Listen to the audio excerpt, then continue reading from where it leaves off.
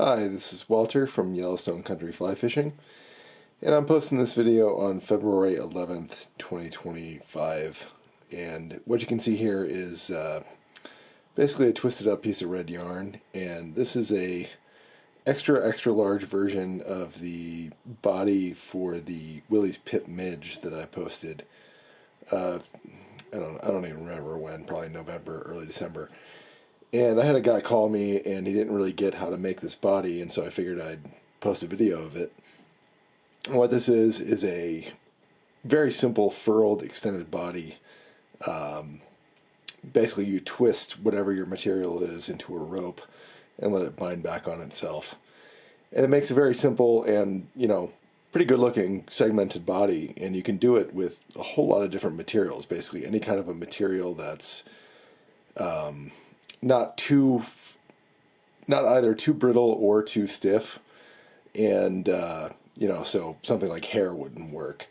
But most kinds of yarns, long fiber dubbings, some flash, and makes a very simple and pretty durable body. And so I figured I'd show a video of how to do it with a bunch of different materials.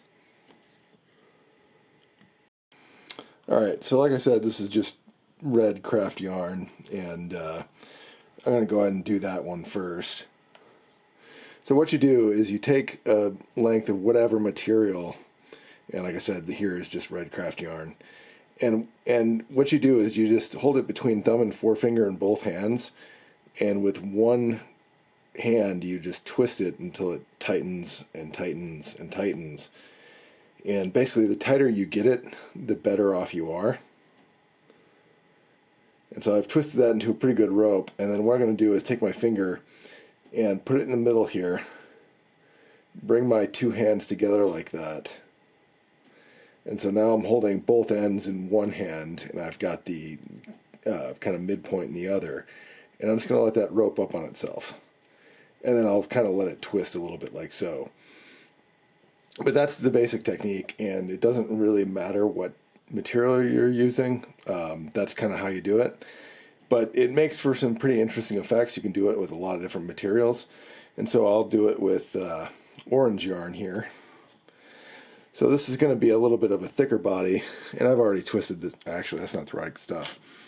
That's the one I was looking for. And so I've got two strands of orange, the kind of burnt orange Aunt Lydia's rug yarn here. And if you know what Aunt Lydia's rug yarn is, you've been tying for about 30 years like I have. I bought 40 skeins of this stuff on eBay a few years ago because you can't get it anymore. But it's an Antron yarn, and hopefully you can tell here in the video, it's kind of sparkly. It's some pretty cool stuff. But what I'm going to do there is... and you can do it with one strand, two strands like I have here. This material is a 3-strand yarn, so there's a total of 6 strands here.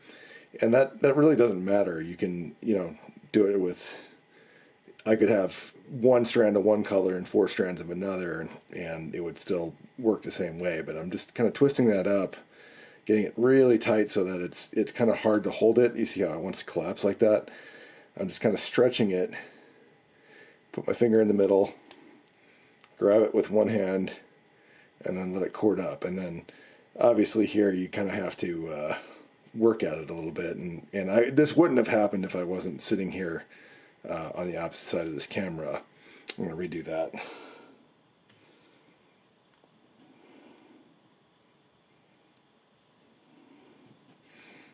Alright, so that's how it would look if I wasn't constrained by the fact that I'm looking at my viewfinder on my camera.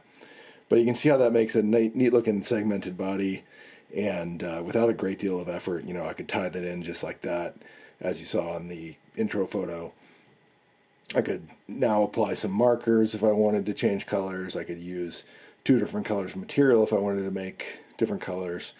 And like I said, it doesn't really matter how much material you have. So like here I have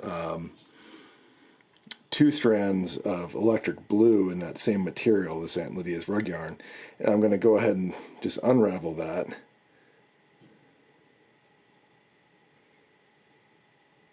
And then take out one of those strands, like so. And it doesn't really matter what direction I twisted it either. It kind of wants to twist one direction, just from when the yarn was made. But that doesn't really matter. I can twist it the opposite direction if I want. And then again, thumb in the middle, or middle finger in the middle, grab it with the opposite hand, hold it like so, let it twist up, and there I have a damselfly body. Now it doesn't have to be yarn. This is some diamond braid here. Again, I'm going to rope that up.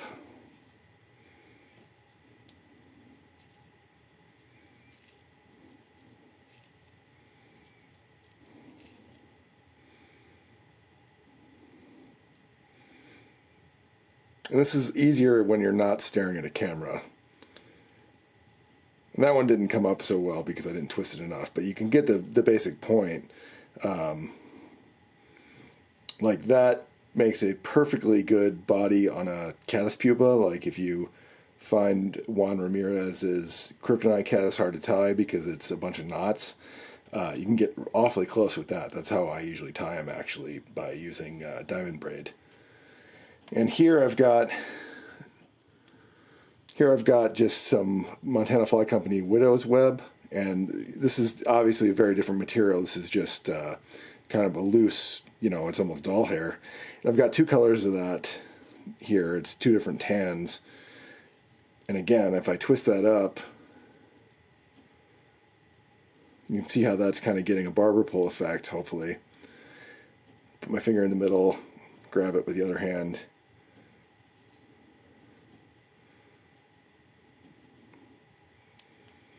That's a perfectly good extended body for a grasshopper pattern. And then you can even do it with dubbing, and this is a little bit more difficult. Mike Mercer has a couple patterns that use dubbing like this. This is long fiber, I think it's Mega Semi-Seal by, it's Arizona Synthetic, or was John Romer Materials. It's now distributed by Montana Fly Company, but here I do have to kind of align the fibers like you would if you were tying a collar or something like that. But it's the same basic process. And this probably is not going to look as good because I usually do this about half the distance from my face as I am right now. But again, it's the same basic process. You just twist that into a rope, put your finger in the middle, and let it rope up like that. And Mercer uses that for, I think the body on his, I can't actually remember, but he's got a caddis pupa pattern that uses this technique as a body. And I think he also uses this as the body on his honey ant version of his missing link. But anyway, it makes a really good extended body. I've heard of people using foam for this. That's harder for sure. I would not use chenille. I find it doesn't really work when there's a material with a core. It tends to make the material separated out from the core. But as long as it's kind of a yarn or a dubbing that you can align the fibers on, or a synthetic like that diamond braid, it makes a really quick and easy extended body. And if you can see here the color of this material, you might guess what kind of fly I'm going to be tying next. As always, thanks for watching, and here in a couple days I'll be putting out the pattern video using this technique. And if you find this video helpful, I'd appreciate it if you'd click the Buy Me a Coffee link and throw me a couple bucks. And if you're looking for a guided trip in the Yellowstone region, feel free to get in touch, 406-223-8204 or flyfishmontana.biz. I'll see you next time.